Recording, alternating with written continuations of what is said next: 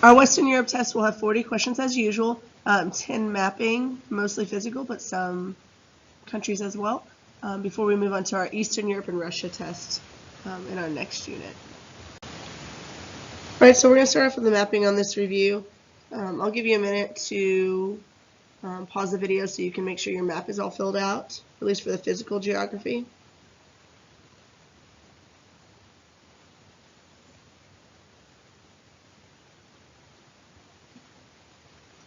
Okay, so on the side it says to go know some of these clues for each, so let's look through them. The first one says, which mountain range cuts off Spain from the rest of Europe? That would be our Pyrenees Mountains, right? From Italy, that'd be the Alps. So remember that mountains make natural barriers, and that can kind of isolate cultural groups and keep them from having too much cultural diffusion. Which river flows through Germany? Got 2 rivers you need to know on this test. You need to know the German river is the Rhine River.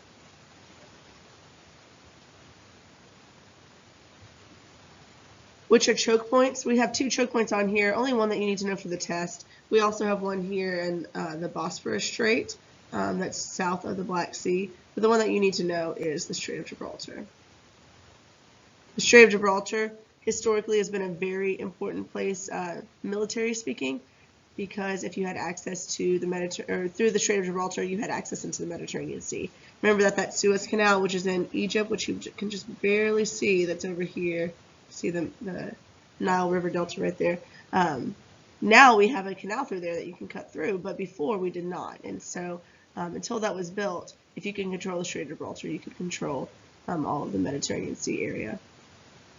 Which then is that last question, right? Which sea separates Europe from Africa? That is the Mediterranean.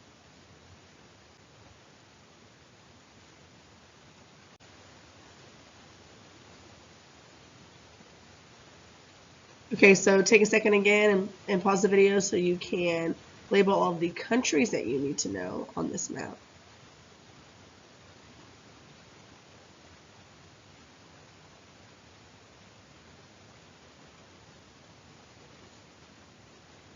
And then we'll move on.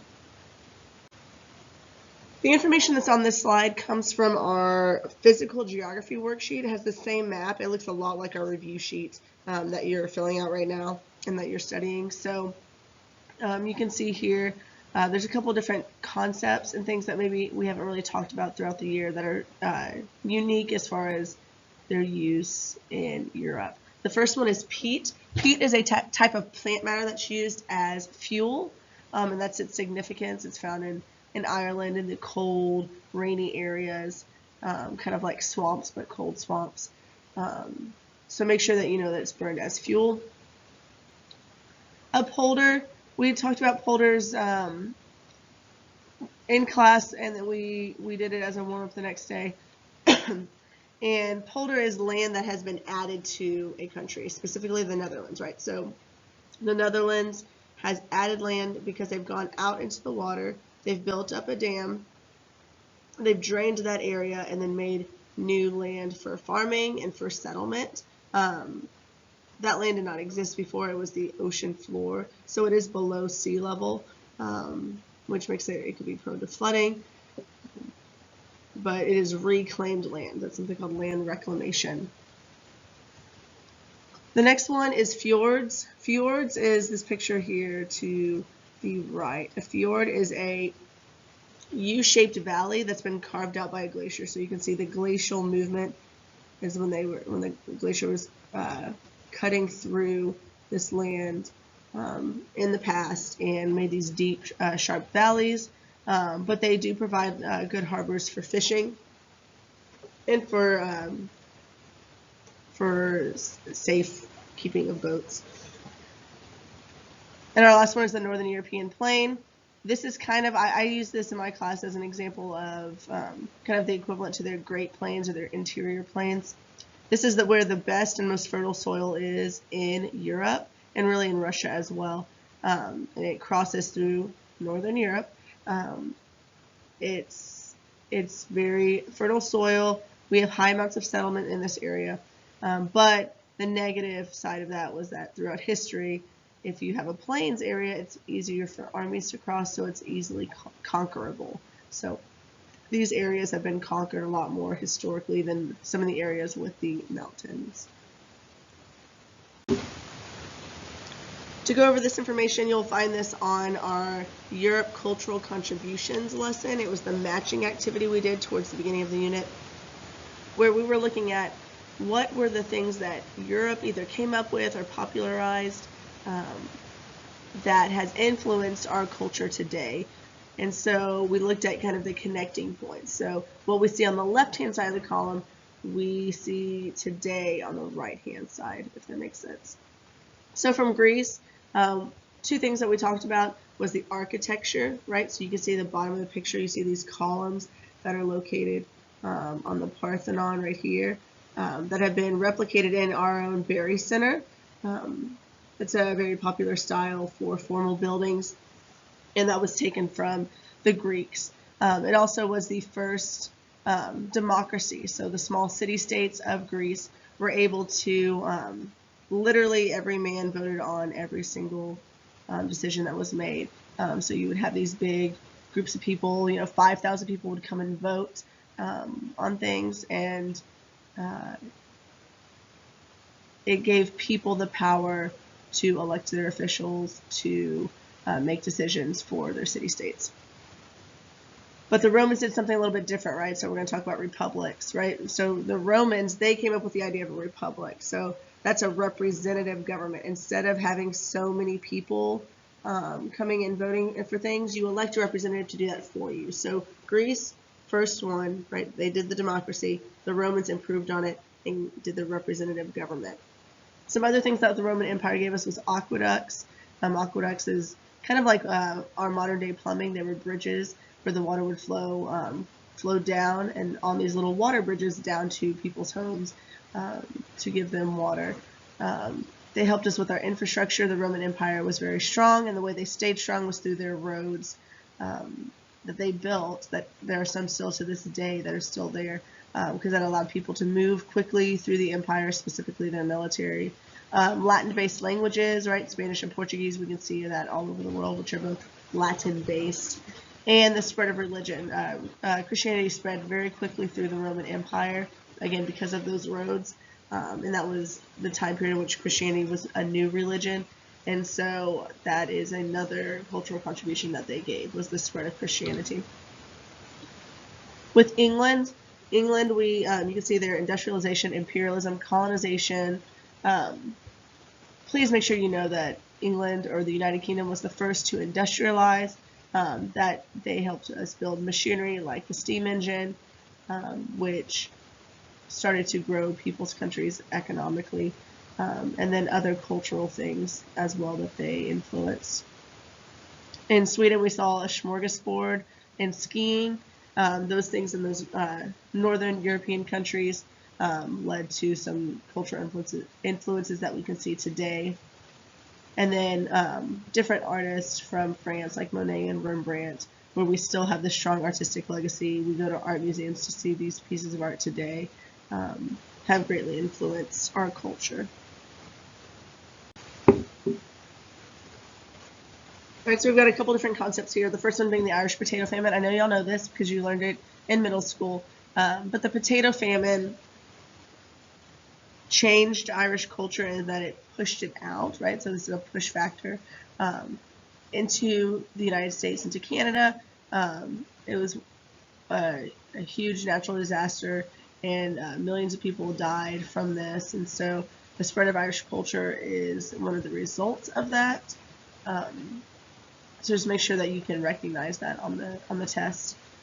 Let's talk now about some political things which we looked at on the Twitter, Instagram handout, where we talked about a lot of different things all at once. So let's talk about nationalism first. Remember that nationalism is that pride in your culture, where you are strongly believing that you have something more connected with your people than the actual government system. So this nationalism led to things like colonization, which we'll talk about later, but also led to people sometimes thinking that their countries or their people were better than others, which caused political issues, leading to World War One. And then you can see here as well, we have a map after World War II as well. You can see how borders continually break up, where you have these large countries like Germany and then the Austro-Hungarian Empire, and then they broke into the smaller countries. Okay.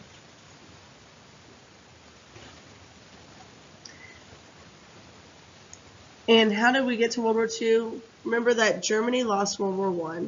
Okay. They had to pay something called war reparations. That's something where you have to pay money to the people. If you lose the war, you have to pay money to the people that you lost to, kind of like you're paying them back for all of the trouble that you've caused and the economic issues that you've caused. They could not pay those things. It put them into debt. They had high inflation of their money. They were blamed for World War I, so they wanted to rebuild themselves. And they said, you know, if we could only fight one more time, we would get this right. We would be better. We saw that still that strong nationalism and that weakened economy led to the rise of Hitler and the Nazi Party, and also to the Holocaust. Number 16 and 17 come from our lesson on imperialism. So if you want to look at the notes there on that. So imperialism is the widespread creation of colonies and control over territories outside of your nation. We usually look at imperialism as a global thing versus just one or two colonies.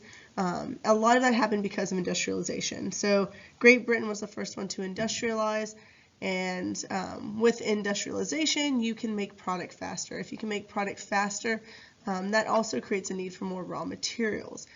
Because you're able to make things quicker than those things may be able to grow or be extracted from the earth. So especially countries like Great Britain, which is an island, they needed to go and get raw materials elsewhere. So industrialization impacted imperialism by creating the need for raw materials, and that need for raw materials led to imperialism. There's different motivations we looked at with imperialism. A lot of them have to do with power and economics, or politics and economics, increasing trade, needing new markets to sell those products. But there was also things like religious motivations, exploratory motivations, ideological motivations, where you're trying to get people to do and believe the way you do. The next part is about socialism and comparing it to free market. So socialism is a mixed economy. It's when the major industries are owned and controlled by the government, but people still have many rights. So where it falls in the middle of the spectrum in between free enterprise and communism, everyday life is very like it is in a free enterprise country. However, you may be limited in what you're able to start as far as the business. Major industries like hospitals or airlines, you may not be able to create your own business on those. So it makes it maybe a little bit less free, right? So here in the United States, you can have private businesses that can go to space, such as like Elon Musk and SpaceX, where you can compete with the government, and those things aren't as controlled. So free enterprise we see is closer on the side of the spectrum where people have more power. All right, we briefly talked about the channel as well in class as a warm-up. The channel is the channel tunnel going from going underneath the English Channel. It's a tunnel that is used for passengers to travel from the UK to France, from connecting the cities of London and Paris, and that increase in infrastructure is always good for an economy, right? If people can move more quickly, ideas can travel more quickly, businesses can be run between different cities, that is going to be good for your economy. Next up, we talked about the European Union. We'll talk about the advantages and disadvantages in a second, but the European Union was an association of European nations formed in 1993 for the purpose of achieving political and economic integration and cooperation. Now, it actually started a lot earlier than that, and it's been under different names, but the goal was, after World War II, was to not go to war again, and they thought of even though it was hard for them to agree on things politically, they figured if they could put their money together and put their resources together and not give one country too much power, that they could maybe prevent war. So they started out with coal and steel, and regulating some of those things, and that turned into what we see as the European Union today. Also, part of the European Union is having that common currency, and that there's free trade between the member nations, and a lot of them use the euro, which is their common currency. All right, let's discuss the advantages and disadvantages of the EU for a little bit. So the EU is built to stop war, right? That's not listed on here, but it really is an economic organization that is to try to build up these regional alliances within Western Europe, and now including some of Eastern Europe. It does drop the prices within the EU, because you're not going to compete with your other members, right? So I equated it in my class to the family discount. You're not going to ever charge a family member the same that you would charge if you had a business. You wouldn't charge your family member the same as someone who you didn't know, right? Because you want to maintain a relationship with them. It's the same thing with the EU. You want to work with each other and trade with each other first, and that keeps prices lower. However, it does help them on the world market to be more competitive, especially for smaller countries. Smaller countries have the ability to join into a large group, be a little bit more well-known, have a little bit more credentials, I guess, credibility to their name, and that is important. We talked about already the common currency being the euro, and that makes trade easier across the borders. It does provide for more economic opportunities and jobs. It helps with technological innovations in the trade, that kind of thing, and the growth of infrastructure like our channel. Now, disadvantages are somewhat what has led to Brexit, right? So Great Britain is leaving, or has voted to leave the EU.